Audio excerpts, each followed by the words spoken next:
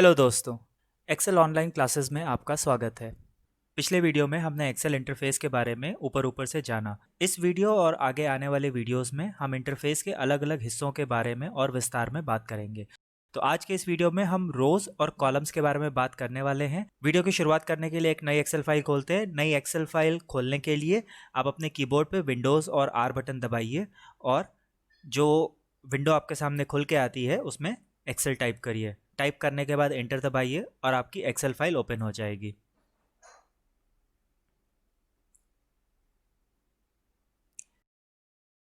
Excel file open होने के बाद ब्लैंक वर्कबुक को सिलेक्ट करिए और ये रही आपकी नई एक्सेल वर्कबुक ओपन हो चुकी है।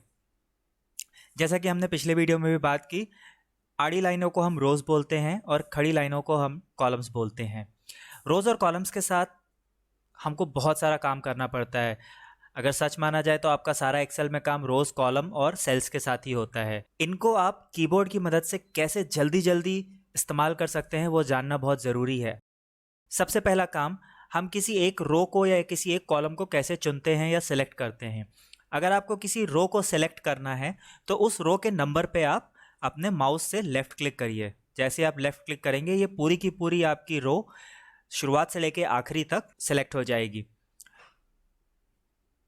उसी तरीके से अगर आपको किसी कॉलम को सिलेक्ट करना है तो आप कॉलम के नाम के ऊपर क्लिक करिए अपने माउस से।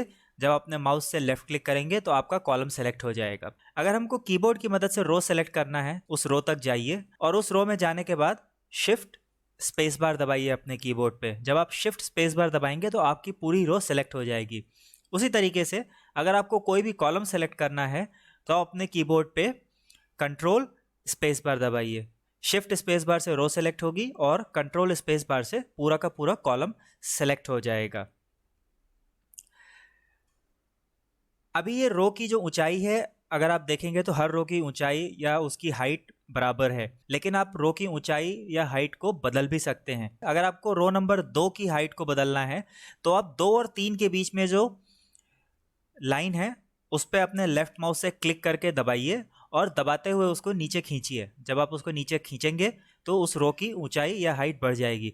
उसी तरीके से अगर आपको किसी कॉलम की चौड़ाई बढ़ानी है या उसकी विड्थ बढ़ानी है, कॉलम के नाम के दाहिने साइड जो लाइन है उसको आप अपने माउस से लेफ्ट क्लिक करिए, लेफ्ट क्लिक को दबाए रखिए और उसके बाद उसको अपने दाहिनी ओर खींचिए। तो इस तरीके से कॉलम की चौड़ाई या उसकी विड्थ बढ़ जाएगी। रो और कॉलम से जुड़ी हुई और बातें बताने के लिए मुझे थोड़ा सा डेटा डालना पड़ेगा।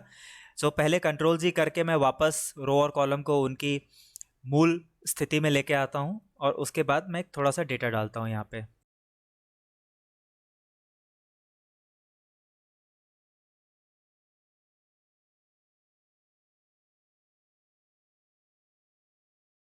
ये मैंने थोड़ा सा डेटा डाल दिया है इसमें। मानिए आपको ये फाइल किसी को मेल करनी है, किसी को ईमेल करनी है और आप नहीं चाहते कि रो नंबर 5 सामने वाले बंदे को दिखाई दे, तो किसी रो को छुपाते कैसे हैं? किसी रो को छुपाने के लिए सबसे पहले आपको उस रो को सेलेक्ट करना पड़ेगा। रो को सेलेक्ट करने के लिए अपने कीबोर्ड पे शिफ्ट स्पेस बार दबाएं और उसको छुपाने के लिए अपने कीबोर्ड पे कंट्रोल 9 दबाएं।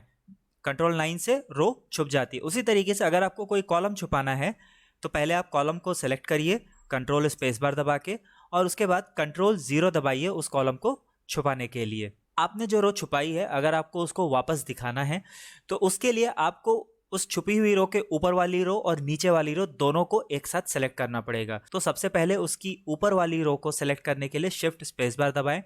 शिफ्ट को दबाए रख के अपने कीबोर्ड पे डाउन एरो की दबाएं। जब आप अपने कीबोर्ड पे डाउन एरो की दबाएंगे तो आप उसके नीचे वाली रो भी सेलेक्ट कर लेंगे। एक बार आपने सेलेक्ट कर लिया फिर आप अपने कीबोर्ड पे कंट्रोल शिफ्ट 9 दबाएं। लेकिन इसी तरीके से आप कॉलम को वापस दिखा नहीं सकते हैं। हमने कॉलम को छुपाने के लिए कंट्रोल 0 दबाया था, लेकिन अगर आपको कॉलम को दिखाना हो तो आप ये दोनों कॉलम सेलेक्ट करके कंट्रोल शिफ्ट 0 दबाएंगे तो वो काम नहीं करेगा। तो कॉलम को दिखाने के लिए आप दोनों कॉलम सेलेक्ट करिए, उसके बाद अपने माउस से राइट क्लिक करिए और यहाँ पे अनहाइड का जो ऑप्शन है उसको सेलेक्ट करिए। जब आप इसको सेलेक्ट करेंगे तो आपका कॉलम वापस दिखने लगेगा। अगर आपको किसी रो को पूरी तरीके से हटाना है अपनी फाइल में से, मतलब आपको उसको डिलीट कर देना है, तो रो को डिलीट करने के लिए पहले आपको पूरा रो सेलेक्ट करना पड़ेगा। रो को सेलेक्ट करने के लिए वापस शिफ्ट स्पेस बार दबाएं और डिलीट करने के लिए कंट्रोल माइनस दबाएं कीबोर्ड पे। एक बार मैं वापस दिखाता हूँ। मानिए कि मुझे रो नंबर 8 को डिलीट करना है, तो उसको सेलेक्ट करने के लिए आप शिफ्ट स्पेस बार दबाएं और उसको हटाने के लिए आप कंट्रोल माइनस दबाएं।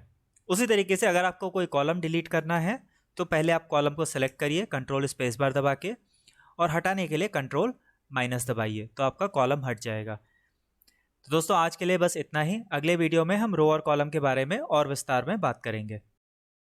और ये रही इस वीडियो में इस्तेमाल की गई सारे शॉर्टकट की लिस्ट। मैं बहुत ही जल्द आप लोगों से अगले वीडियो में मिलूंगा। तब तक अगर आप लोगों को एक्सेल के ऊपर कोई भी सवाल है तो आप इस ईमेल आईडी पर मुझको मेल कर सकते हैं। Take care, bye bye.